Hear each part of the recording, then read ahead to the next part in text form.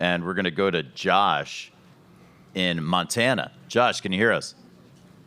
Yeah, good morning. Over here it's morning. Over in Central Time it's afternoon. But good morning, Coach Sampson. Josh Margolis here from NBC Montana in Butte. I was just curious. Butte. Yes. I know you spent a lot of time here. What's the temperature in Butte today?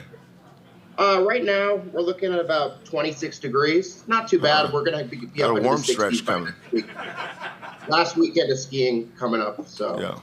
big fun coming up ahead. But quick question for you. I mean, could you kind of talk a little bit about how critical your time at Montana Tech was to get you to where you are now, and the importance of maintaining relationships with people like the current head coach there, Adam Hyatt, and your former assistant, John Thatcher? Well, John sold New York life insurance, and he would come over and help us in the afternoons.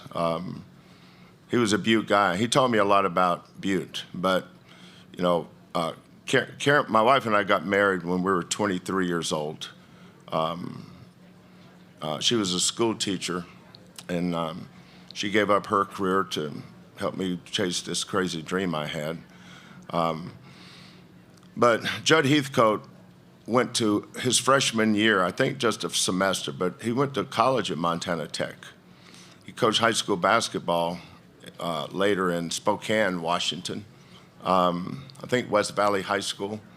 And then he played for Marv Harshman at Washington State, and then hired me as his grad assistant at Michigan State, which is a roundabout way of saying that's how I got to Montana Tech through Judd Heathcote. But they named me the head coach, but they never had a winning season. Everybody there that played, every student was an engineer.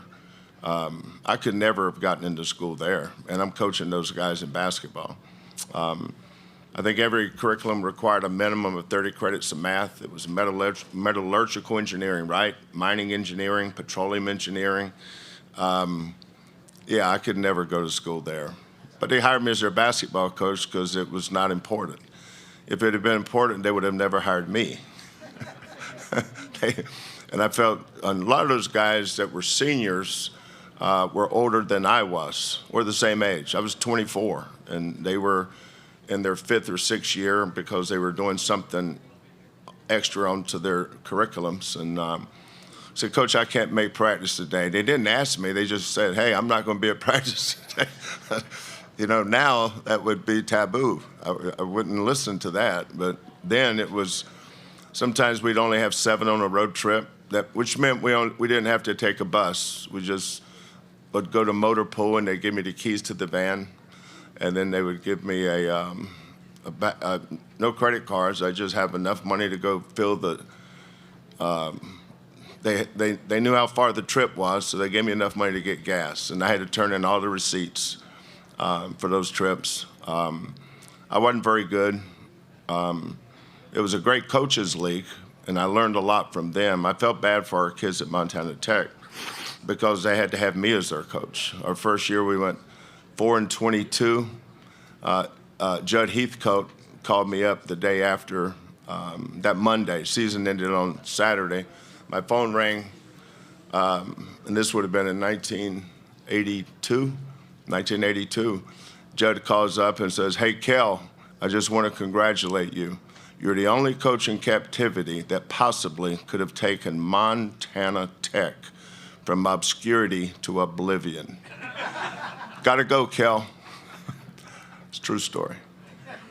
So that was a question from NBC Montana. We're going to take our next